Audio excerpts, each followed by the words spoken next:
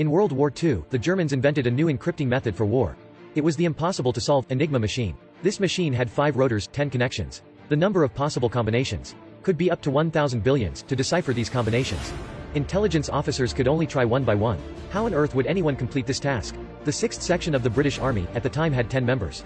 Hypothetically, if one person in 1 minute can calculate one combination, if they work 24 hours a day, 7 days a week, continuously, in your opinion, to decipher all combinations, how long would it take? 20 million years. If it took that long to decipher all, what was the use for it in wars? The time allowed for deciphering couldn't be more than 20 minutes to solve this. The British Army invited many of the most intelligent people. For instance, an expert translator who was fluent in many languages, the nation's top selected player to participate chess league, and the mathematics genius from Cambridge University, Turing. Turing said, "Actually, the nature of this code is the world's hardest cross-world puzzle. So I don't need these other teammates, I'd rather have people good at crosswind puzzles." This clip above came from the movie, The Imitation Game. It is in the top 200 best movies of the world. It won Oscar, the Golden Globe. This movie was based on a true story. The main character of the movie is Turing. Everybody knows how impressive Turing was. There's a creature called programmer. What about Turing? He contributed to the creation of programming. He has 2 titles, acknowledged by the world. Father of computer science, father of artificial intelligence. In this digital age, when computers are so developed, you really need to understand Turing's story. Turing has low EQ. His colleague asks him to join for a meal. Turing doesn't even raise his head. "I'm working, I don't have time for food." He wants to buy a machine, so he finds his superior to get his permission. Turing says, "Just buy what I ask you to buy, you wouldn't understand even if I explain." Which infuriates his superior. He answers, "Fine, if you want to buy this, find the Prime Minister for permission. I don't understand anything, so I can't give you the permission." Surprisingly, Turing doesn't give up, he actually writes a letter to Churchill. What's more surprising is that, not only does the Prime Minister give the permission, he even promotes him to the new head of the cryptography team. Actually, the reason why Turing has such an unusual personality. In his younger days, he had obsessive-compulsive disorder. During the meals, he had to separate the green from the yellow. Then, Turing got food pour over him, his schoolmates only laughed at him.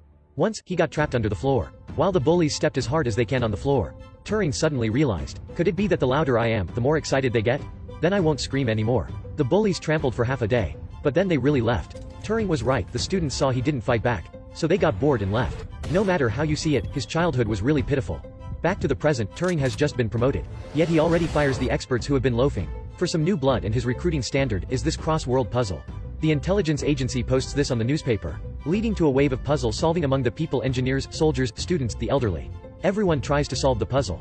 But Turing only needs the fastest. For second round, the time limit is just 6 minutes. Yet someone does manage to finish it. Turing checks and sees it's all correct. The thing is, if he solves this puzzle himself, the first try will take 8 minutes. The 6-minute time limit is just a way to put some pressure on everyone. He wants to recruit Clark, who finished the puzzle. But Clark's parents say, it's not convenient for women to join the army. Turing uses his connections to allow her to work from home. In short, he went through all the troubles to get Clark to join. Every day, Turing fiddles with the machine. They just bought for 100,000 euros. He pays no mind on work, which angers everyone. Every members work hard for the country every day, while the leader does nothing. In anger, they almost break the machine. Luckily, among them, one still has the sense to stop them. But it's obvious he's completely isolated. It's also not the matter of time. But is Turing really that free? Of course not. It's such a conservative period. Males and females aren't treated the same. He can only sneak his research into his sock. At night, he then sneaks onto the second floor of Clark's house to do research in secret. The two put the data all over the floor. The decryption work official starts.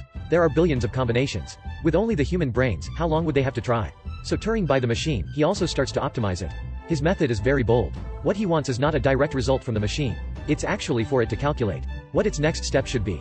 Like a human, constantly change, constantly get smarter. Then people give Turing's machine a really good name, a computer. And Turing is the first programmer.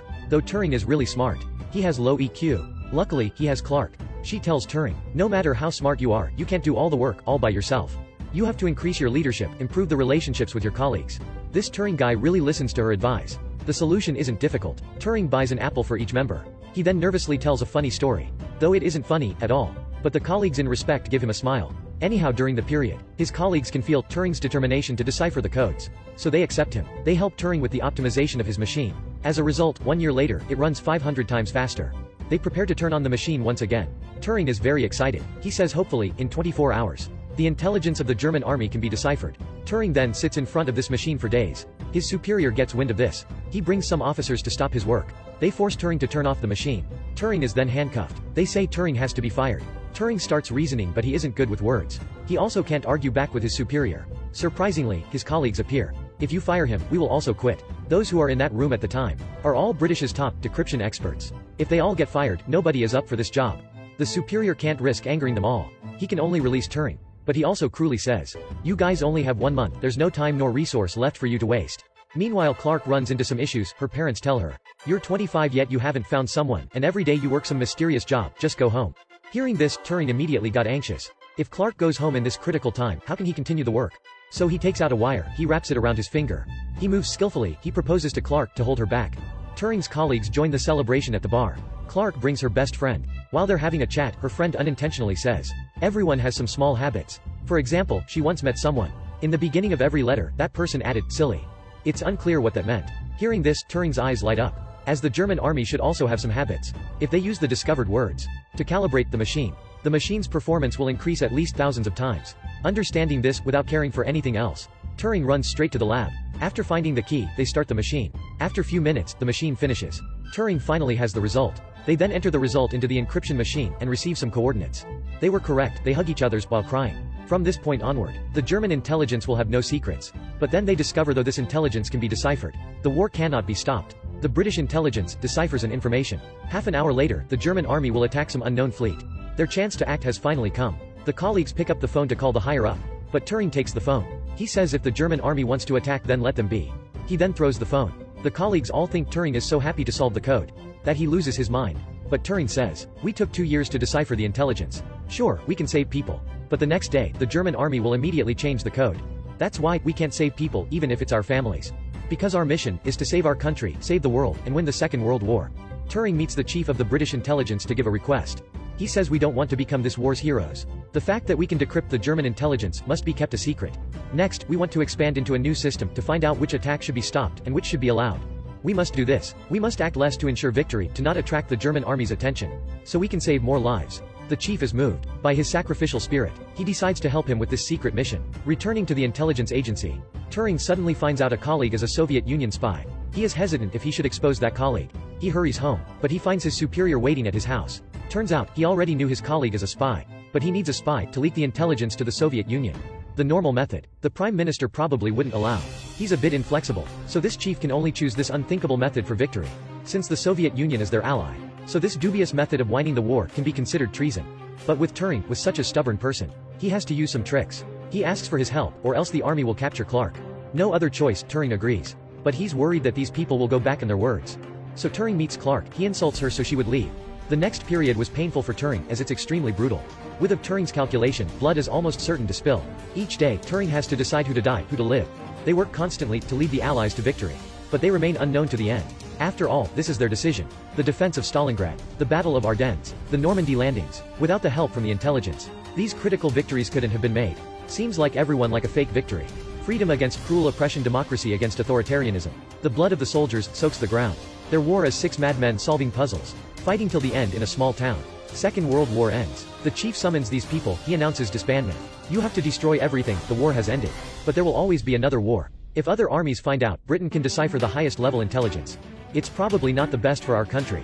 So you guys can only stay as nameless heroes. You have never heard of this intelligence. If nothing goes wrong, we will never meet again. They turn to leave the room. The story of Section 6 of the military has ended. During that period, Turing receives unfair treatment from the government. This kind of thing happens in every country. As Turing has agreed to keep the secret, his identity as Britain's hero cannot be known. In the end, he is accused and has chemical castration. One day, Clark comes to visit him to solve cross-world puzzle with him. But the biological complications have caused Turing depression. He can't even hold the pen. He also can't solve the puzzle. That day, Clark tells him the final sentences. I think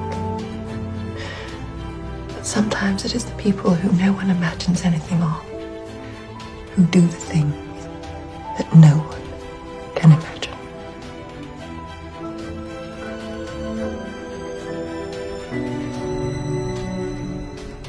1 year after a year of government-mandated hormonal therapy, Alan Turing committed suicide. He was 41 years old.